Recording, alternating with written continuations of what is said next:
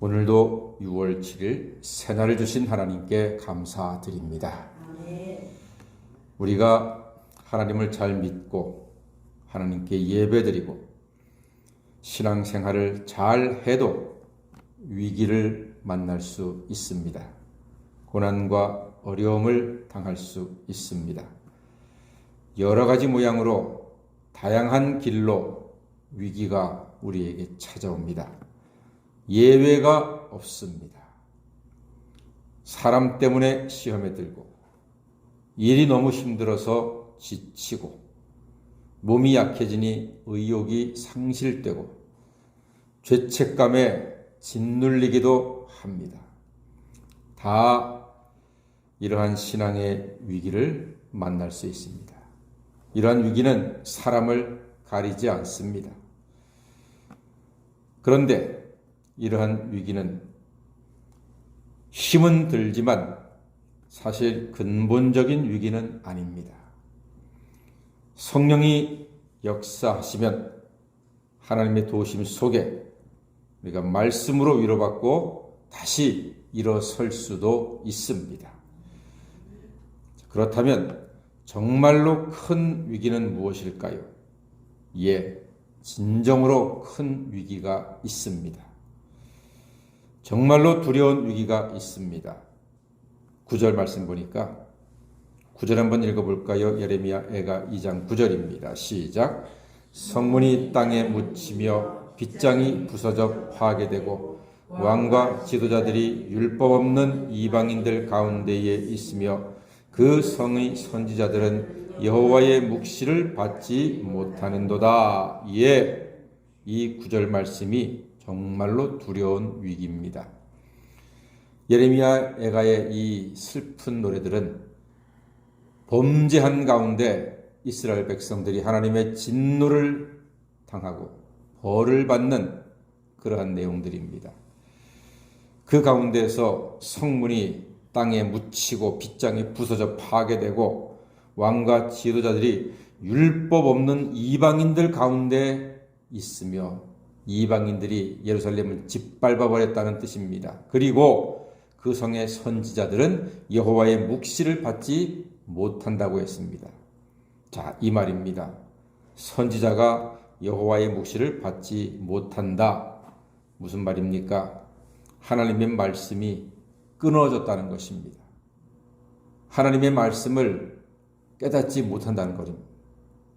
하나님의 말씀을 들을래야 들을 수도 없고 들어도 깨닫지도 못한다 하는 말씀에 대한 기근, 말씀에 대한 막힘, 말씀으로부터의 단절을 이야기하고 있습니다. 이것이야말로 위기 중의 위기입니다. 정말로 두려운 일입니다. 우리가 성경을 읽어도 뜻을 모르고 들어도 의미를 깨닫지 못하는 것 정말로 괴로운 일입니다.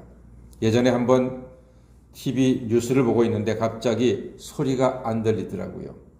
화면은 자꾸 나와요. 아나운서는 말을 해요. 근데 소리가 안 들려요. 방송사고입니다. 불과 한 5초, 6초 밖에 안 되는데 얼마나 답답하든지요. 5초, 6초 소리가 안 들리니까 너무너무 답답한 거예요. 그런데 하나님 말씀이 끊어진다? 얼마나 답답하겠습니까? 여러분, 전쟁이 일어나면은 모든 부대는, 모든 군대는 상대편의 레이더 기지를 파괴합니다. 그게 첫 번째입니다. 레이더 기지 파괴. 왜요? 뭐가 안 되도록? 통신이 안 되도록. 서로 주고받지 못하면은 그 전쟁에서 싸울 수가 없는 거예요.